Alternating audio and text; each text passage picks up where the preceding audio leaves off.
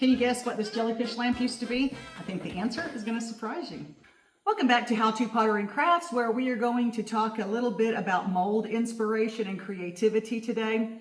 We're going to start off with our jellyfish here, which is really interesting. So let's see what kind of a mold that we used for that.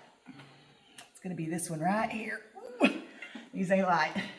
This is originally meant to be a jack-o'-lantern punch bowl. I pour it, I sand the face off of it because there is a jack-o'-lantern face, and then I scalloped this to take this whole area out of it. And when I do that, then you get this on the edges. Then take different size hole punches for clay. You punch holes in it. You put the top pendant light in, the glass crystals on the bottom, and all of a sudden, a jack-o'-lantern turns into a jellyfish. Now, this pumpkin, we're going to do the same thing too. We're going to take it, pour it, turn it upside down, and we're going to scallop this, put our little pin lights, holes in it, the lamp on top, and then colored crystals more than likely coming down from this one because this will be a different color. So this is just a regular pumpkin. I use this mold for 4 different things. I use it for just a fall pumpkin cookie jar, just cookie jar. Got to put a hole here and catch face in, and now you have got a jack-o'-lantern. Now make sure you put your hole here, because even you tell people that's not for real candles, it's just for the other ones, they're going to put a real candle in it, and then they're going to complain because their candle went out. So put a hole in it here and do yourself a favor if you're going to make jack-o'-lanterns. So I can use it for jellyfish, jack-o'-lantern, pumpkin, cookie jar, but something else that I have used this in the past for is a really special little light for the fall. So I had a lid, and it's oversized. I mean, it was this much bigger than the actual bottom of this. I don't have the bottom. I set it on top. I actually made the little ring and sculpted it and made it one piece. I had a mold for epoxy or something. I have a little fairy door with windows, so I appliqued that on there, and I cut the little pin lights in it, and I made a little mouse house, a little mouse fairy house for fall time. So, you know, everything's not just Halloween, and I heard y'all. I'm going to show you a lot of stuff that's not Halloween until it comes time for Halloween, but that's my bread and butter, so that's what I do a lot of. But I also do a lot of nautical, ocean-themed, and gardening. So that tells you that this one mold, we can do 4 different things just with that. Now, if I was pressed, I could probably think of about 5 more different things to use with this one mold, because I'm going to look at the space. It's just a big empty space. Once this comes out, it can also be manipulated, so I can sand the ridges down. I can do all sorts of stuff with it. Let's move on to the next one. So these are oyas. Oyas are traditional watering systems that date back just centuries, and they have been found on every single continent. So it's like everybody got the same idea all at once. Traditionally, they are made out of a low-fire clay, terracotta, more commonly, but I have a short where I showed you an experiment that I did.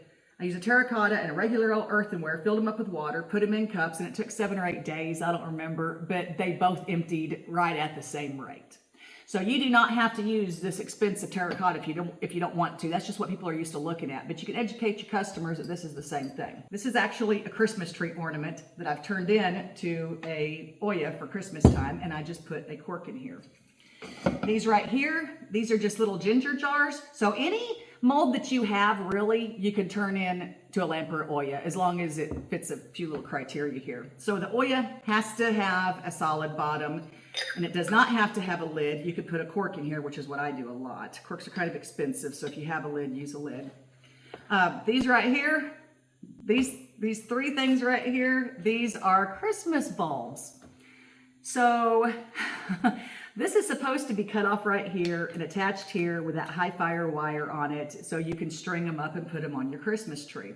Well, I take them when they come out, I tap the bottom, make the bottom flat, and I leave this here and I dry it separately so it becomes a lid. And now I've got a set of 3 oyas. Other little ginger jars, you could use any sort of jar, anything really, as long as it's got a solid bottom on it. When you do, you're going to bury them up to about here. So this is all you're going to be able to see, like house plants or what have you.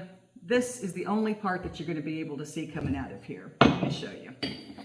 Here's Miss Spider. She is knitting her web with knitting needles. So it's just going to look like that, you know, and then when it comes time to water, you're going to take that out, fill it with water, and put the cap back on it. I also make the ones with mushrooms, or several I make that I'm just sold out of right now, or I'd show them to you. These are a really hot seller right now, so if you want to make some money, make some oyas. And, I mean, you could turn anything into an oya. This is a terrible example, don't do this, but you could take Santa, cover up the bottom, cut a hole up here in the top of his hat, bury him up to here, and fill him with water, and something this size would probably water a tree. Don't do that. Use some of your other molds. Or let's combine some molds. Let's take the little bunny rabbit and combine it, you know, cut something off of something else and put it on the bottom, and that's the part that gets buried. We can do all sorts of things without having to resort to that. Okay, let's talk about this other thing here. This right here is a child's bowl. So that's what this is made out of. And if you haven't watched the video on how to make a mold of anything, I'm going to put it in the show notes. So you hit that little word that says more underneath the title, and a whole nother window is going to open up, and that's where all that's going to be.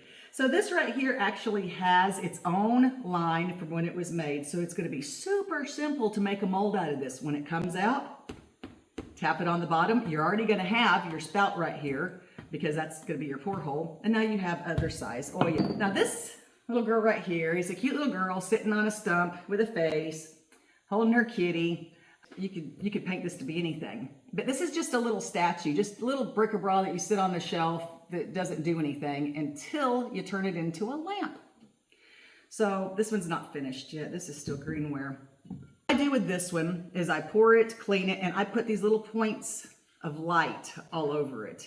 Anywhere that I think is going to be a point of interest, and use different sizes, and that also causes interest. And here she is done. It kind of looks like Tiffany-esque, like a Tiffany-esque lamp. I don't think my sister thought that, but look, the beauty is in the eye of the beholder, correct? Yes. This is the light that we're going to use for our little tiny lamps. I buy these 100 at a time. Very simple, very simple. Anything that you can put a hole in, you can turn into a lamp.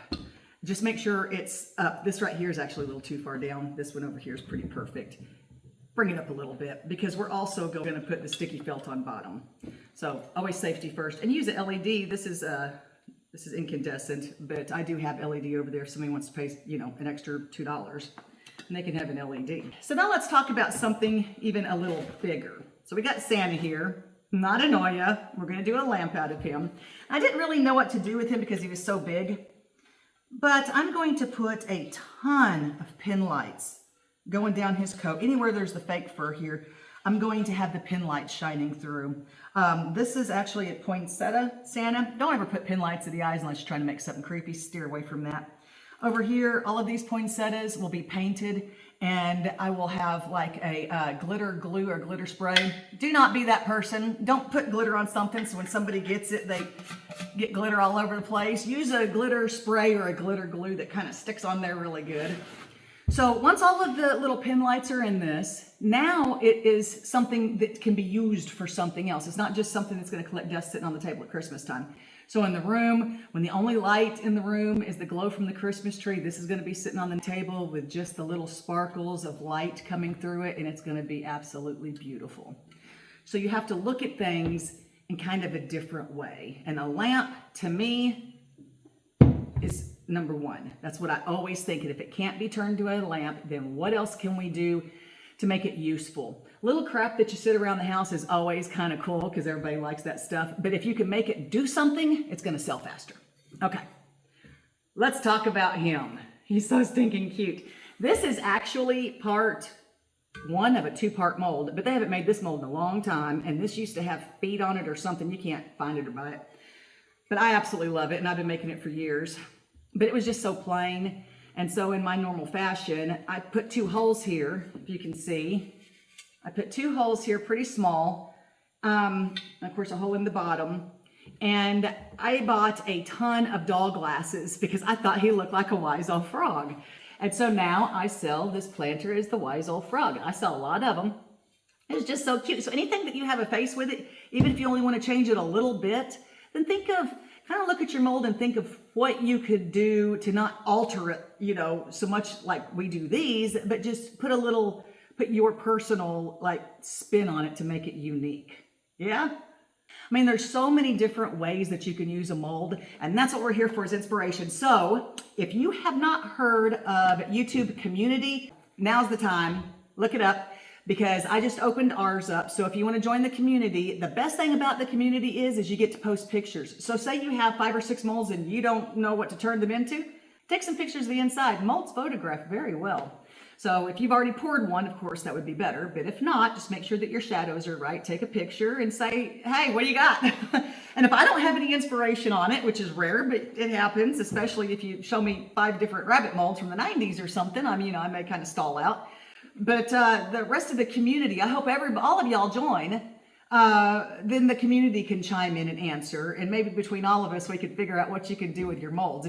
But it's a place where we can come together and kind of talk to each other without relying on each individual video and talking in there. It's more of kind of a group chat kind of thing. But I think it's going to be really special when it comes to helping you figure out answers to your problems. Here's some good inspirations on what to do with your little weird molds. You can make oyas, turn almost anything into a lamp, and I hope I taught you something. Thanks.